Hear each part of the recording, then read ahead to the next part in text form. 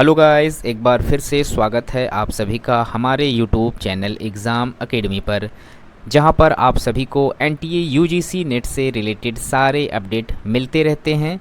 तो गाइस, आज के इस वीडियो के माध्यम से उत्तर प्रदेश के सभी स्टूडेंट के लिए एक गुड न्यूज़ लेकर आया हुआ हूं। जो भी स्टूडेंट उत्तर प्रदेश से हैं और रिसर्च में वर्क कर रहे हैं या फिर किसी भी सब्जेक्ट से शोध कार्य कर रहे हैं, तो उनके लिए उत्तर प्रदेश सरकार की तरफ से एक फेलोशिप कार्यक्रम का दिशा निर्देश दिया गया है, जिसमें उत्तर प्रदेश सरकार की तरफ से लगभग 55,000 रुपये तक का स्कॉलरशिप का प्रावधान कराया जा रहा है और जिसकी लास्ट डेट 24 अगस्त तक ही है। तो गाइज़, जिन लोगों ने अभी तक इसका फॉर्म फिलअप नहीं किया है वो फॉर्म को फिलअप कर लें। और फॉर्म को फिलअप करने से पहले इस वीडियो में इस फॉर्म से संबंधित सारे इम्पॉर्टेंट इंस्ट्रक्शन को समझ लें। और आप लोगों को फॉर्म को फिलअप करने का जो लिंक है वो हमारे वीडियो के डिस्क्रिप्शन बॉक्स में मिल जाएगा। आप वहां से डायरेक्ट एप्लीकेशन फॉर्म पर जाकर अपने फॉर्म को फिलअप कर सकते हैं। तो चलिए यहाँ पर हम बात कर लेते हैं इस फेलोशिप के कुछ इम्पॉर्टेंट पॉइंट को। तो सबसे पहले मैं आप लोगों को बता दूं कि जो भी विद्यार्थी इस स्कॉलरशिप के लिए चयनित होता है वो जब तक इस फेलोशिप को पाता रहेगा वो किसी अन्य प्रकार का रोजगार या सेवा या पूर्वकालीन अध्ययन नहीं कर सकता, यानी कि वो किसी अन्य तरीके का लाभ नहीं ले सकता। तो यहाँ पर उन सभी विद्यार्थियों का चयन किया जाएगा इस फेलोशिप के लिए जिनके बारे में यहाँ पर मेंशन किया गया है। तो जो स्टूडेंट कृषि, ग्रामीण विकास, पंचायतीराज राज एवं संबंध क्षेत्र से संबंधित हों, या फिर जो विद्यार्थी वन, पर्यावरण और जलवायु, शिक्षा, स्वास्थ्य, स्वच्छता, पोषण एवं कौशल विकास से अपना रिसर्च कर रहे हों, या फिर ऊर्जा एवं नवीनी ऊर्जा से अपना रिसर्च कर रहे हों, या पर्यटन एवं संस्कृति से, या फिर data science, artificial intelligence, ITES, जैव प्रौद्योगिकी, मशीन लर्निंग, डेटा गवर्नेंस आदि से अपना शोध कर रहे हों, या फिर बैंकिंग, वित्त एवं कर स्वराज, या फिर लोक नीति एवं गवर्नेंस से अपनी PhD या अपना रिसर्च कर रहे हों, तो उनका चयन इस फेलोशिप के लिए किया जाएगा।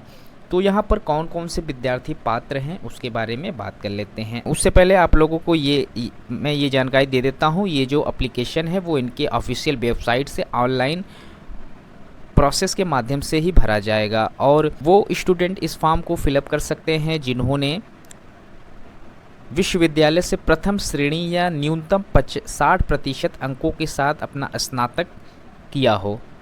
उसके साथ ही आप लोगों को हिंदी भाषा बोलने एवं लिखने में कुशलता होनी चाहिए। वही स्टूडेंट यहाँ पर फॉर्म फिलअप करेंगे जिन्हें हिंदी बोलने और लिखने में कुशलता प्राप्त हो, और आवेदन पत्र में सूचीबद्ध किसी भी क्षेत्र में प्रासंगिक कार्य का अनुभव हो। जो ऊपर मैंने सूची आप लोगों को बताई हो उसमें से किसी एक में कार्य का अनुभव हो। फेलोशिप संबंधी वितरण क्षेत्रों का विषयक लेख, प्रकाशन, नीति पत्रों, शोध पत्रों और मूल्यांकन परियोजनाओं और योजनाओं के अनुभव आदि से संबंधित क्षेत्र में कार्य करने का अनुभव तथा उक्त कार्य करने का साक्ष्य उपलब्ध कराया जाना होगा।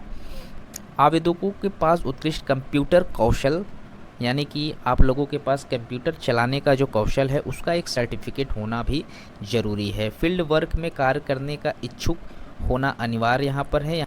बात कर लें अगर यहाँ पर आयु सीमा क्या रहने वाली है, तो अधिकतम आयु सीमा यहाँ पर 40 वर्ष रखी गई है। 40 वर्ष से अधिक के विद्यार्थियों को यहाँ पर एक्सेप्ट नहीं किया जाएगा। यहाँ पर जो आप लोगों की फेलोशिप है उसमें चयनित शोधार्थियों को 30,000 रुपये प्रति माह के दर से भुगतान किया जाएगा। शोधार्थी को जो फेलोशिप के अतिरिक्त क्षेत्र भ्रमण हेतु 10,000 रुपये प्रति माह भुगतान किया जाएगा।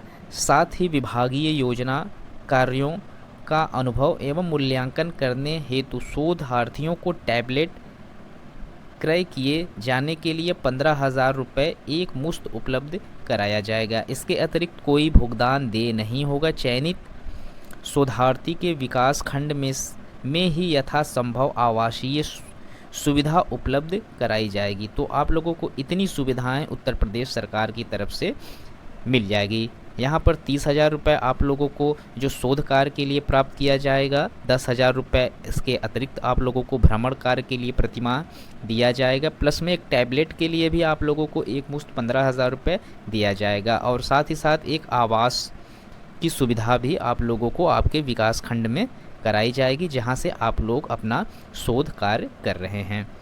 यहाँ पर जो फेलोशिप कार्यक्रम के अंतर्गत जो भी विद्यार्थियों का चयन यहाँ पर किया जाएगा, वो अवधि नियुक्ति तिथि जो आप लोगों की नियुक्ति की तिथि रहेगी उससे 1 वर्ष तक मान्य रहेगा। एक वर्ष के बाद इसकी मान्यता समाप्त हो जाएगी।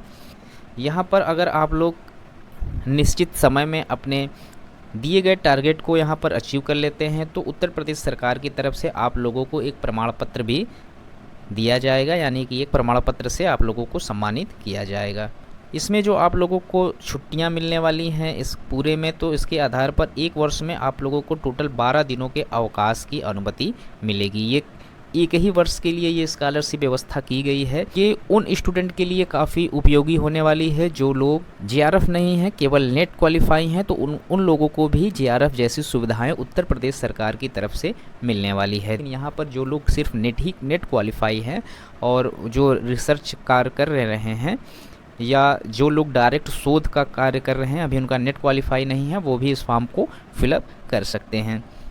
यहाँ पर जो चयन की प्रक्रिया है उसके लिए आप लोगों को इनके ऑफिशियल वेबसाइट पर आवेदन करना पड़ेगा।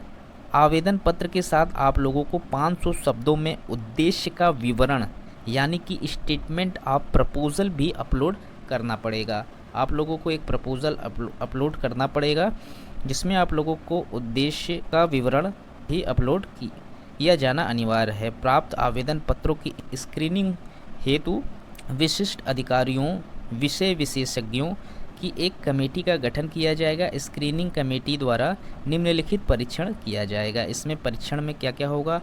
अस्पष्ट आवेदकों को हटा दिया जाएगा। डुप्लीकेट नियंत्रण जैसे कि एक ईमेल आईडी, फ़ोन नंबर एवं एक नाम से केवल एक आवेदन ही स्वीकार होगा।